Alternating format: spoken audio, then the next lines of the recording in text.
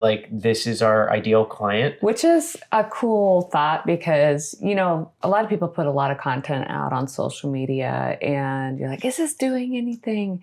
And this was a prime example of them seeing the photos on social media, but also seeing us in action at the conference that we were doing. So you just never know who's watching. And so that beautifully married together and brought us this call. Yeah, it was really cool because very rarely can you ever tie direct ROI to social media efforts. Yeah. This one was clear. And so a good point of work-life flow, work-life integration that we talk about. I never fully check out as an entrepreneur. I always keep an eye on emails, and any email that isn't a fire burning hot that can be done on Monday or whenever I get back from whatever I'm doing is fine. But when this lead came in, I literally was like, hey, we need to go grab my laptop. I need to put together a proposal for this client.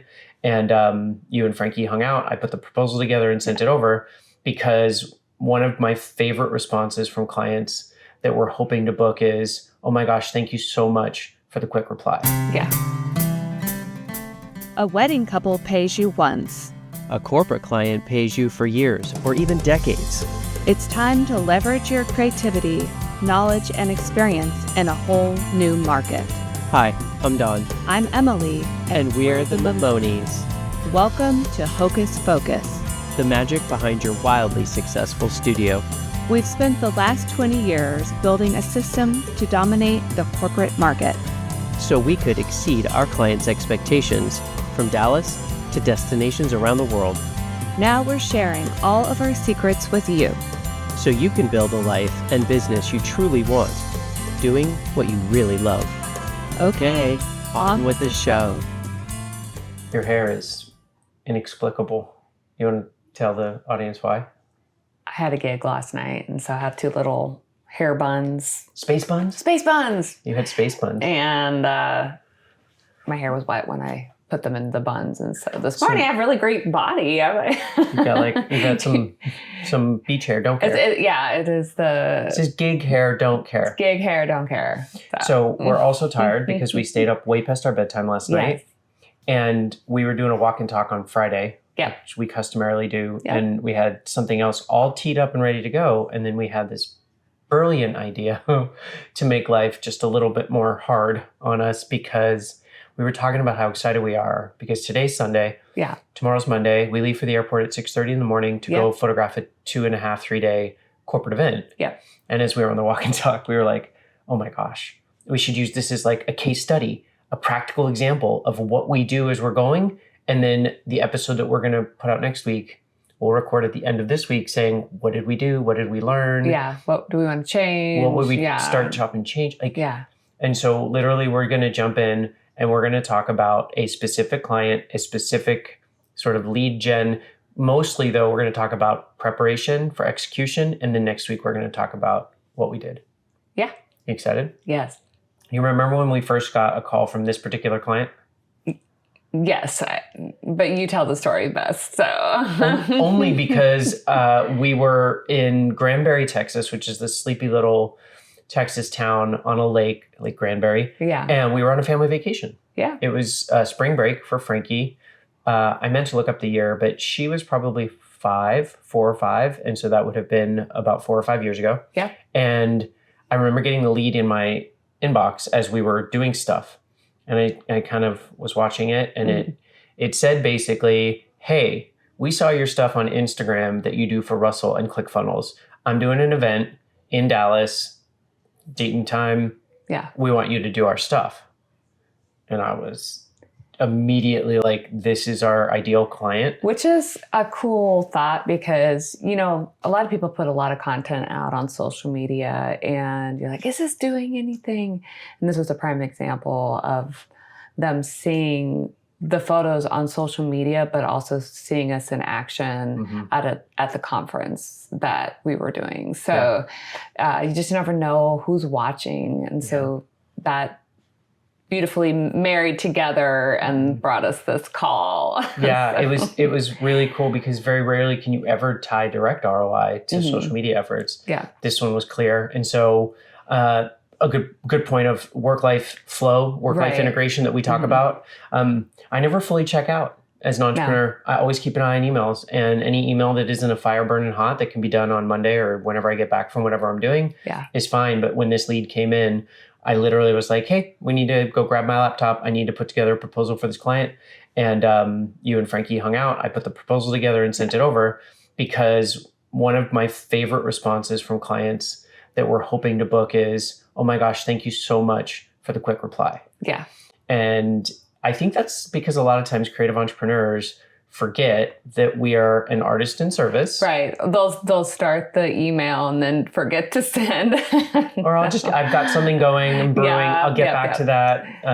I have this kind of game I play where I like literally will be in my emails. I'll see the inquiry come in at, 10:42. And I'll just feverishly get a response off to the person. Oh my gosh, thank you so much. I've checked our calendar. We're presently available. I have some questions. Please answer these and I can get you a more accurate proposal. Send 10:58, right? 12 minutes. Like my response time becomes kind of a game for me. And we booked that client. Yep. That client is David, by the way, David and Karen. Yeah. Perez. They're with their tax advisors. And at the time it was called Tax Growth Con. Now it's called Tax Advisory Con. Yeah. And we've done 3 or 4 events, 2 large events and a couple of small events. He did a book party, a book release, all in the Dallas area. And we saw them at FHL. Yes. Last year? It was last year. So 2025. Obviously, Dave was a big fan of Russell's stuff. And so he came to FHL last year. And while we were working, I think I saw him from a distance, but was in the middle of something. But you saw him and talked to him and took his picture? Yes. So he was at one of the pre-function events. And so it's like, David, hey, how's it going? Give a big hug. And hey, let me grab your picture. And then we later took his photo again with one of the special guests that were being featured there. And so just kind of taking that moment, because he's our client, we know him really well. We're like, hey, we'll hook you up with the picture. Yeah, you literally transferred it. I just sent it right to him. You said you transferred it from your camera. Yeah. Like Bluetoothed it to your phone. Yeah. And then Bluetoothed it or messaged it to David. Yeah. And it was like, hey, for immediate release for your media team. Because obviously a lot of the folks that are in this space are online marketers as well as they are educators. So that was one thing. And then the other thing that recently happened was I saw that they were doing this small event in Dallas. Yeah. Online. Again, on Instagram, because we follow each other. I saw a thing about a seminar they were having in Southlake, Texas. And I sent an email right away to the team. I was like, hey, I happened to notice this. I was wondering if you were going to be reaching out, if we can get this on our calendar, and if you want us to block the dates. Oh my gosh, it's so great to hear from you. Actually, this is such a small event. We're not going to do a full media thing. We'll just grab a couple of photos because it's a really intimate thing, but we'll certainly keep you in mind. That was like 4 months ago or 5 months ago. About a month later, right? They reached out for this big event. Yeah. Because they're growing. They moved it to Las Vegas instead of Dallas. So good. Which is amazing to see. Like, number one, we like them as humans. They're just good people. And then to think that maybe our photos helped contribute to that growth because they're using our photos and video for marketing is super awesome. And we get to bring the whole team. So we love to bring Simon. And so Simon's going with us on this event. This one's bigger because they're growing and it's super exciting and fun. And we get the whole team. And we thought, hey, let's go from client acquisition to nurturing to preparation. And so today we're doing all the things we do. We talked in another episode about what's in the bag. What's in the bag. And now we're going through the process of getting ready for it. So this event is taking place at Caesar's Palace in Las Vegas. Yep. It starts Monday. Yeah. With arrival, branding and registration, and meet the team and do behind the scenes. Yeah. So we meet at the airport tomorrow. Yep. All of our gear in hand. Which is pretty impressive. Like we have listen, years and years of Tetris has paid off. Right. Because we're able to fit, enough photo and video gear into a bag for each of us for our camera gear, a backpack for each of us for our computer gear, a checked bag for clothes and stuff, and a checked bag for stands and lighting modifiers and tripods and stuff. I think we're a big think tank ad, especially when we have Simon with us. And it's funny because we all have different levels of sizes of bags. So Dawn has the smallest one. Sony baby. Sony. I have the medium sized one. Simon has the large one. Fair point. He's doing video. And, yeah, he has a lot more stuff. He's got a lot more stuff. But it's funny because when you see us rolling along, it's like it's a little bit like the Three Little Pigs, or right. like, you know, Goldilocks and the Three Bears. Yeah. So when we arrive, I want the audience to remember that we do our things in a way, we put our proposals together in a way that makes sure that we're going to get the full coverage.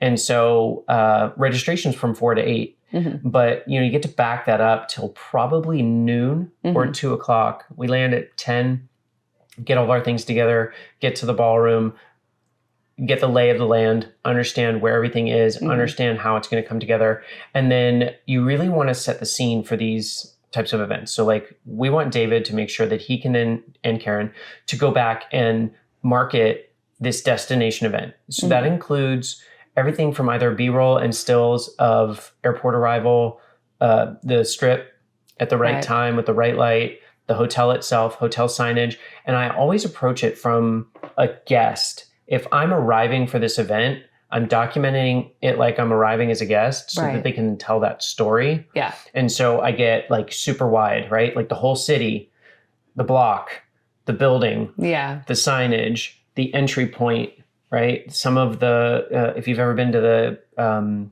forum inside Caesar's Palace, they have all these ornate statues that are really gorgeous. And so telling the story of some of those things. And then you get into the registration where they've branded it and they've got signage and vinyl clings. And you were talking about it, like I think people sometimes take that for granted.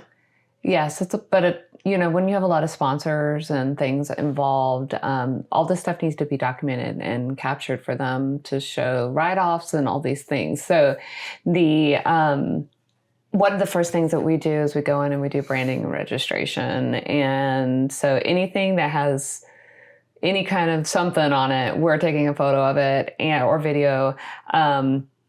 It can go from a customized key card for the rooms all the way to, huge, just pillars being done in vinyl wraps and things like that. So all this stuff is an investment, but it's part of the experience for the customer that's coming in and the attendee. So it's pretty brilliant. Yeah. And so all those things need to be documented the first day because those things shift around. And so people are like, oh, I'll get them later. Well, they get marked up. Yeah. They end up, hey, we have registration here, but they only need registration set up for the first day. And so then you're like, oh, crud, I didn't get that. Yeah. And so those are all things that they need to have documented. So we get that before the people get there. And it's fun because they're getting really custom lanyards. They're getting super wild and crazy with stuff like floor clings, wall clings, window clings, cutouts, standouts, all this stuff. And I think a lot of times what we do is we do kind of like catalog shots. With nobody in them. Yeah. Like just documenting lanyards hanging. Sometimes it requires late at night. Yeah, we go late at night or early in the morning. Yeah. And you do these catalog shots where it's like lanyards hanging and badges that haven't yet printed and the floor clings and stuff. And then you come back later when people are actually registering and you do them more interactively. So somebody putting on the lanyard, somebody handing over the badge. One of my favorites is to, drag the shutter or use the long exposure on those floor clings and like have people's feet walking by that are blurred out because you see the motion and it adds kinetic energy. So it's really important to tell that story. And that's really our main obligation when we arrive tomorrow or Monday. Yeah. And then we do like a debrief at the end of every day. Yeah. We upload all of our footage and all of our files. We take a look. Clients are really big now on onsite delivery. Yes. And so I'm going for this particular trip. Technically, we could probably have covered it with just 2 people, a photographer and a videographer. But here's the situation. Like this is a big event and they're investing a lot in their media team, which is us. And I'm going as basically like, I call myself a flex person. Yeah. And I go not only for business development, because I've had the pleasure of working with them, booking the business, but also as basically like a support role for you and Simon. I upload all the videos and footage. I upload all the stills. I create the on-site gallery of like quick highlights that they can use to send out on social media. If you need help doing photography coverage because of slightly concurrent events or roaming around, if Simon needs help getting some footage or helping with a person on the street interview. Yeah. Like, I literally am just trying to You'll be the lighting tech / the voice operated light stand. Yeah, there you go. 100% will run around and hold your light where it needs to be in order to get that super dramatic off camera light. And so it's neat. That's the team, and then the team executing. So we do that at the end of every day. Tuesday's our long day. Yeah. And so I know you and I have talked about it. We have like a standard day rate, an extended day rate, and an extreme day rate. Right. And Tuesday's an extreme day rate because it is, opening in the morning.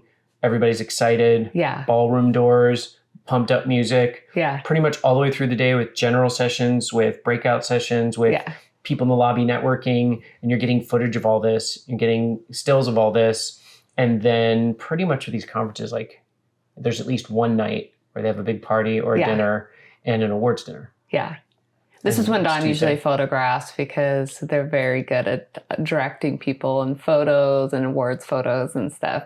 And we like to capture two people on these moments because I'm kind of a voyeur photographer, and then Don draws the attention to them. So Don's getting the standard, look at me and smile, where I'm always capturing the side shot and it is such a cool shot. And we find that our clients love both of these because they end up using both, because that side shot is capturing the emotional moment where it's a very formal moment with Don's, right? So it's a hug, it's a high five. It's a high five. It's all these things. Yeah. So some people go on there and dancing because they worked really hard for that moment. And so having two photographers in that moment is always clutch, if we can. And so sometimes I do it by myself, and it's not as fun. It's not as fun. And and this is where you become the subject matter expert. We explain that to a client, right? So like having two photographers allows you to create one moment two different ways, two different perspectives, two different focal lengths. All that is valuable because we've seen Russell and other clients use the portrait, the more static, more formal photo for one purpose, and then Emily's side shot where they're running up and doing something fun, and you can capture faces as opposed to sides of heads. It's really really and super if we unique. have the opportunity to have three people photographing, and so like on Russell's stages, we usually have three people photographing this moment, and so Simon's doing behind shots, so he'll pay mind to where Don's framing is, but he's capturing the back shot, which is such a cool moment because then you see the hundreds of people in the crowd, thousands of people at Russell's events, cheering that person that's on the stage. So it's such a cool moment to just like look at the whole scene, not just be very static into the one moment. It really is like a capture 360 kind of thing because you're literally seeing it from all the perspectives, right? As somebody walks out on stage, getting the full wide shot with the audience in the foreground, having somebody do a tight shot where the person's hand is up in the air and they're, you can see their face and their excitement for being on stage, and then having Simon behind stage photographing out into the crowd. You can see the faces of the crowd and the hands up in the air in the background with the guest, the speaker in the foreground. Like that's the dream. Well, that's why people really hire our team, right? Well, hopefully. because we're not thinking in the box. We're always trying to think outside the box, right? So we're trying to capture energy, and that formal shot's super important, but that's not really the energy, right, around that awards moment. So it's super fun, and we really enjoy it. And it's part about being artist in service. It's also a way in which we can fight this common misconception that corporate's boring. Right. When you start seeing things from different angles and you start silhouetting the people in the audience in the foreground, that creates a frame for the speaker in the background, and it really does add that creative voice that people feel like they might lose in the corporate market. And so like Tuesday is we bring snacks, we bring liquid IV and drip drop, and we're running and photographing pretty much most of the day. And on these bigger conferences, sorry to interrupt you, we like to have a little table set up in the back for ourselves because this is kind of like the photography safe moment. Because if you just have chairs back there for it, then we often have guests sitting there because they want to get up and stretch and stuff. And so we typically, on these bigger conferences, we'll ask to have a little station so for all the gear to be out. I wanted to scoot back just a little bit. So We try to do peek in on dress rehearsals. Oh yeah, in the morning. In the morning. And so whether, they're testing mics or whatever, that way we tend to get a look at what the actual lighting on the stage is. And that prepares us for the rest of the conference. And so we'll do kind of a walkthrough, or if there's people on the stage, we'll just watch them very closely, looking for points where the light is not as strong, or kind of creative moments. This also allows me to walk backstage to see where I can get access point to get those behind shots without being disruptive. So it's interesting that you say that. And I just want to clarify, when you talk about like production light, production light is typically really beautiful. But as a photographer, we need to make sure everybody knows not all the stage wash is created equal. No, right? It's not. So these techs work really, really hard to focus the lights. And typically what you want to keep in mind is they don't want the light to bleed to the wings. Right. Where you see people standing off to the side of the stage or just backstage. And they can't have the light too far back on the stage. Yeah, because then they don't want shadows on their background. They don't want shadows, and they don't want to wash out the X number of thousands of dollars screen or LED wall. And so it's really a good statement that you've made is you get to be aware of if the person steps further back or to the wings, you need to compensate. Yes. Or you're going to find yourself editing a ton because you and I both shoot manual in a ballroom. Manual exposure, manual ISO, manual shutter speed, manual white balance, and manual aperture. Everything's a manual. And the reason that is because then editing later is very smooth.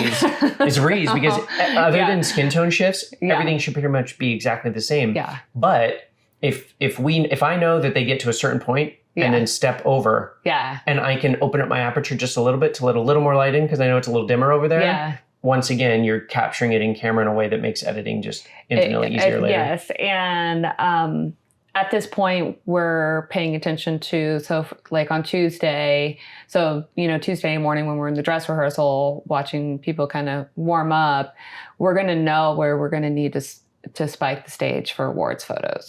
Okay. And wait a minute. Spike the stage. What does that mean? What does that mean, Don? Oh, I can tell you. Basically, we use gaff tape, typically a color that's not black. It's a little bit brighter than black, gray, or even white. Yeah. And we put an area where we want the people to stand for every photo. Yes. And the reason that's important is they're excited. The CEO or whoever's giving them the award, David in this case, probably, who's the person in charge. He's walking over, he's giving a handshake or a hug. Then they want to stand there. Yeah. And you're like, no. You gotta, because they meet each other in different places all over the stage, right? Depends on how fast they walk, depends on if they put their hand up. So we make sure to make the presenter, David or Russell or Tony Robbins or whoever it is, like this is your space. This is where you live inside this box, because then we know the light is exactly the same every time. The focal length is the same every time. Yeah. And sometimes they're like, for Russell's events, he has what type of award they're winning on the screens behind them. And so they want that to be captured. Centered. To the best of our ability. The best of our ability in that grip and grin moment, as we would say, that group shot. So those are just all things that we kind of talk with the client beforehand. They don't want to think about it later. So we try to cover that stuff in the morning. and here's the deal. Right. When we do those awards photos, I think a lot of people are like, what's the big deal, right? What's the big deal? It's not a big deal when you're doing 15 awards photos. Yeah. If you have to crop and straighten and shift and exposure balance 15 photos. Yeah. But, with Russell's stage, we had, I think the most we ever did was 900 photos. Yes. We were able to accomplish it in 90 minutes. I think it was between 90 minutes and 2 hours. With their team, we were able to move many people through. Each one of them holding an award, changing out backgrounds, the whole thing. And then because they're so excited, and like we talked about, speed to market is everything. Yeah. We were able to crop, straighten, check the exposure balance, and make sure every image was right, and deliver all 900 photos in like an hour. Yeah. So before everybody went to bed, they had their photos. Yeah. And so the things that you and I try to talk about to try to help people build the practice in now is because economies of scale wise, when it's 15, it's not that bad. When it's 50, it's not that bad. But when it's almost 1,000, right, suddenly you realize that those things that you've trained yourself to do. Yeah, I like to make the statement that when we're teaching people or in training our associates, don't think I'll fix it later. Ever. ever. Those are like the worst 5 words in the world. Those are Fix the it in worst Photoshop. words to say to yourself. Now that is okay when there is an anomaly, but when we can sit there, you're like, I know I'm going to take 300 awards photos. We're gonna do the right things here. You want to nail it right first time. So that was my digress. Like, Thank you. That was a good point. We like to get portraits of all of our clients and all their VIPs to whenever it's possible. Just a quick moment. Yeah. We have We like to do that at the beginning of the conference because everybody gets super tired and busy. Yeah. And they're not looking their finest, or they maybe went to that awards dinner and partied a little too hardy. Yeah. So. It's really important to get those things done earlier. You can always do them again if they want to do something different. You can always do that, but ultimately we want to try to get the best possible shots earlier. And so once we get through Tuesday, Wednesday's more of the same in a sense that it's the general session. Every speaker we treat is like the first speaker, the keynote speaker, because we want to create an opportunity where those folks are going out on stage. They're super excited. This is their moment, so we're going to capture it. So we do that all day Wednesday. Yeah. And then in this case, Thursday's a more intimate day. Yeah. It's just for members of his program. So the general populace leaves, and then we'll have a smaller, more intimate group, which is fun and has its own unique challenges. Yeah. It'll probably be a room of a third the people, maybe half the people. And we don't want to be distracting. So we always try to keep in mind the people have invested a lot to be in these conferences. And so we are not the French pastry chef photographer. No. We wear all black for a reason. We want to disappear into the shadows. We're not going to sit there and stand in front of guests to get a shot. Simon always joked that our knees are always just trash at the end of it. Because you're always kneeling down just to be polite and respect the space. And I think it's very important to keep in mind as a photographer or a videographer capturing these moments. As a technical shooter, I want to point out, it's why having a long lens in your bag when you do these events is so important. So typically the stages at these larger events are somewhere between 24 and 36 inches, which is 2 or 3 feet tall. Yeah. You have a 2 or 3 foot tall stage and you're right at the base of that stage, kneeling down. That can be a cool wide shot with like the sort of dark background or the video wall behind. Yeah. But ultimately it's not ideal to photograph up on a person as sort of a tighter photo. Right. And so having that long lens allows you to stand in the wings or in the audience. Just off a bit, like a 70 to 200 and get a more level shot without standing in front of someone. Nobody wants to feature nose and chin area.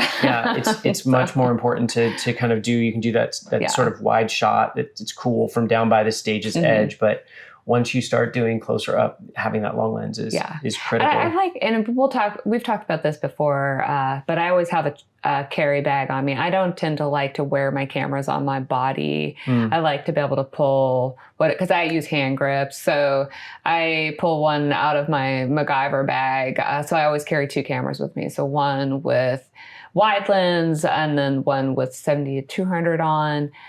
So I don't have to re-walk points. And so I go make my round and I just switch out and we're done. And so that's also like to help with distraction. That is just my preference of photographing, but I found that it works really well over the years. And so that way I'm able to make a very systemized moment and it's super, super easy. I also do this because when you're in these big conference spaces and they have all these really cool lighting, they have tons of fog in the air. Yeah. And this fog and your camera mirror are not friends. So you don't want to change your lenses every 5 minutes. So you don't want to change your lenses very much, especially not up close to the stage. So those are just kind of little helpful moments. Those are great tips. I typically photograph with one camera body and one lens, largely because I reserve a camera for video when I'm on a flex position like this. So I use one camera body for photo. So you'll have your 24 to 105. And that's why I was bringing this up. I made the conscious decision, instead of buying a 24 to 70 2.8, I bought the 24 to 105 f4 set aperture, and I can't get down as low. I can't get as much light, but so much of my photography is done either in a production ballroom where we have production light or with off-camera flash where I control the amount of light, that going from f4 to 2.8 wasn't as absolutely critical as I needed it to be. And I can be a bit more versatile. Now, I love my 70 to 200. Sometimes I miss it. And so what I'll do is I'll take my pass with the 24 to 105 and can do wide and reasonably close up. Yeah. And then if I feel like I absolutely need to get a closer photo, I will change. But I don't disagree with you. I think that if you're walking laps, sometimes it's a distraction. And I don't, the more times you change your camera lenses, you definitely have the opportunity to get dust and smoke and haze in there, which isn't ideal. And again, we talk about it, get your camera gear cleaned every year by one of the professional services companies just to make sure that everything's good. And then just, paying attention to lighting again. So like we'll bring gear for off-camera lighting. Sometimes we talked about this in a previous episode. Sometimes you show up and you're like, oh, wow, the stage lighting looks really great for the audience. But then when you're going in and you're photographing, because they want the light up in the crowd so people can see to right, there's like this really awful yellow downlight. And so as a photographer, you have to sit and be able to control that. And so bringing in the big Mama Jama light always. So we joke that Dawn's bag's smaller, but actually like I'm carrying more lighting rigs in there because I just don't know what. I know my little mini violin. You can play the violin for you. I just never know what I'm going to walk into, and so I need to be able to control that. And then certain clients like just don't like a lot of flash, and so we have to have those kind of conversations before. Like, hey, the stage lighting is like this. They couldn't do anything about it because where the trussing stuff is. So here is what it looks like, and we'll take a shot of Dawn on the stage. And then be like, and here's what it looks like with a pop of flash. And we will be respectful about it, and we won't be like paparazzi. They always pick the one with the flash. Right, yeah, they always do. And I'm like, and this is where we will do a few of these, and we'll do a few of the natural scene, and then they get a little bit of everything. So they know that they have those really pretty shots, but also it's just not, it's a lot of times it's not things they can control. It's where the hotel is. You talk about it like light's important with photography or something. Oh my God. So anyways, we digress. So once we've got all that, we're really then just managing potential for loss. Right. And so let's just talk about it real quick, right? So every day I back up throughout the day. So when there's a break, we have it set up where people come in on one side of my computer and drop their cards. And then I process them, and then I move them to the other side. So there's no confusion as to which cards have been uploaded. We have 2 cards in every camera, one lower capacity, one higher capacity. The lower capacity cards are shot on every day. The higher capacity cards are switched out as they start to fill up. If we need to, if it's a longer job and we need to, we'll clear cards 1. Never, ever on the site do we clear cards 2. I upload to the hard drive on the computer, and then I do a backup. And so that means that the card number 2 is our first iteration of the images. The hard drive is 2, and then the drive is 3. And then when we leave Las Vegas, we will have the cards in one bag, the computer in another bag, and the hard drive in a third bag. So we basically, there is no such thing as zero potential for data loss, but that limits it and lowers it in a reasonable manner to the lowest possible opportunity. And we also, like, I know we may be a little bit neurotic here, but we also take a set of those images if we go off property. Correct. In the space. So if we have an off-property event, or if we go out to dinner on the last night, in this case it won't happen because we're flying out the same night. But if we always take a copy, because if something happens in the hotel, somebody breaks into the room or something like that, you have no idea. Like, we're just doing everything we can do to protect the data until we can get home and upload it to our cloud. And the other thing, of course, we do highlights, and so we have those JPEGs of the edited images. Usually we'll leave site with maybe 400 or 500 on-site highlights, but that only obviously represents a very small percentage of the photos. Let's talk real quick as we wrap up about the sort of fun, incidental, aspirational things about travel. So I can tell you that I know we're all doing the same thing today. We're all charging gear, clearing cards, making sure we have our drives, making sure all the gear is clean and ready to go. Ready to just open and start photographing. We are going to hopefully try to get to bed early, but probably not.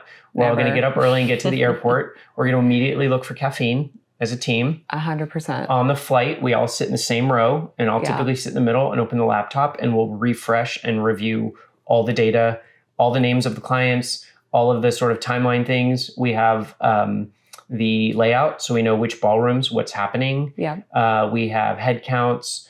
and of course, speaker run through. So we know how long each speaker is speaking, which is important because like you say, right, if they're going to speak for an hour, I get the first 20 minutes and then I wait for something else to happen. Or if they're up there for 10 minutes, then I know I need to hustle. You need to hustle, which happens, right? You have like these little micro speakers.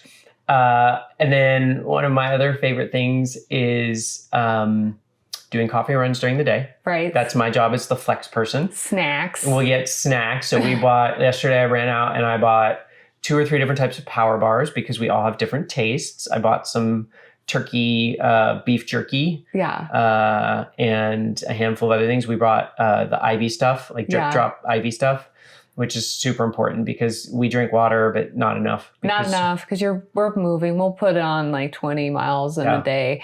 And the dry atmosphere of Las Vegas is rough. And we try to whip through the casino. If you're a smoker, due respect, we're not smokers. And so like we have to try to whip through the casino and get to the conference spaces as fast as possible because we're not used to that. Late night snacks are super fun. Yeah, we call it the like, trash panda effect.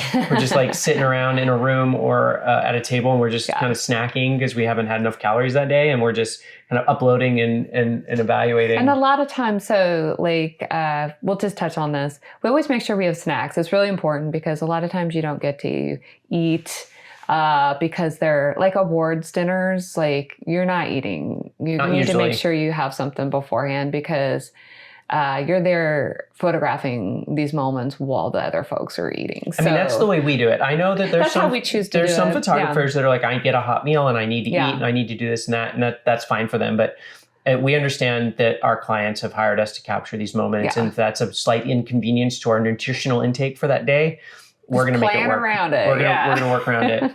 I wanted to mention something because you and I were doing this morning. You were helping me find, we have all these bits and bops and accessories. And I want our audience to know something. I'm super jazzed about this opportunity because as we've created this educational space, I'm going to create some point of view content over the next 2 or 3 days. I've figured out a way to attach a GoPro to the top of my camera. Using my shotgun mic. Your shotgun mic mount. And I'm going to be able to basically record myself talking and or do voiceovers and literally show you what my camera is seeing and then explain the intentional choices I'm making, talking about some of my camera settings. So the reason I mention it is if you've been listening to the podcast and you keep showing up and you're enjoying it, I want you to go follow us on YouTube. We're at the Mamonis on YouTube. It's a lot of the same content right now. But going forward, I'm literally going to be uploading my point of view GoPro footage and telling you what we're doing. Everything from arrival, getting my stuff out of my camera bag. And I want people to understand what it's like on the ground so that they feel like when they do it the first time, it's not really their first time. And I think that's exciting because I think that it's what people want, right? People have asked us, how do you do it? Like, how did you do this? Well, I want to show you how we did it. I'm going to have Emily set up her off-camera light. I'm going to stand in and I'm going to show you what the subject sees as well as what the photographer sees. This is where we would place our light and why. And so if any of that content sounds, that's your only call to action today for this particular episode, go out, find us on YouTube, be sure to subscribe, follow, do all the notification things because starting next week, I'm literally going to be cutting little bits of footage together. Here's the technical. Here's the, when you come into the room for the first time, this is what you're going to look for. These are the questions I ask. These are the, these are the things that we observe. These are the things we talk about because the cool thing about it is when you're working with a team, somebody has a creative idea. Somebody sees something that the other doesn't. And it's crazy, exciting. There's so much energy. I always loved working with other photographers because it's so interesting to see their perspective and like, wow, I was standing in the same spot, but I totally photographed that differently. And so that's always a thing I look forward to. And I always be like, hey, Don, go out there. Oh, I thought you captured that moment. I'm like, no, I want to see what your perspective of that moment is. And when we look over the photos, as you know, sometimes we're huddled around eating those trashy snacks and kind of just getting ready to call it a day. We'll be huddled around Christmas, it. We're like looking through it and we're like, oh gosh, look at that. Oh my gosh, how did you see that? Oh my. And you're just literally comparing basically the artist's voice and their perspective and how they captured it. 2, 3, 4, however many artists, like completely uniquely different versions of the same moment. I love so much fun. I love that. I love when we have a bigger teams on and just kind of learning from them. Like, well, that's really a really cool. Yeah. I would not have done that with that lens and like, well, look what the effect you got. Like, that's cool. I don't sit there because I'm always like kind of capturing a moment. I don't really think about bokeh as much as anymore, where we used to think about it a lot in weddings. In the social market. And so now you're like, oh, that I should throw that back in Let's there see a little bit. So. Well, I think we can wrap it for today. Yes. We've got lots of packing to do. I've got to run a couple of errands. We got to get everything sorted. So let me add a tiny call to action. So not only do I want them to go out and find us in YouTube, but follow us on Instagram because we're going to be doing a lot of this live. Yep. We're doing some stories and some reels there. So if you're around and you want to learn this week, you don't want to wait till next week, on Instagram, we'll be doing a lot of the live stuff. And then YouTube, I'm crazy excited about this point of view content. Yeah. I'm such a nerd. You are a nerd. I love it, though. And I love you. Yeah, I love you. Is that a wrap? Yep. That's a wrap. That's a wrap. You're creative, you're knowledgeable, and you've got all the experience and professional gear you'll need. It's time to leverage it all in a whole new market full of loyal clients. Remember, it's not about more, it's about different and better. Hit subscribe, leave us a review, so other creatives can find their way to us on Hocus Focus. Join us next week for more magic behind your wildly successful studio. I'm Don. I'm Emily. Thanks for listening.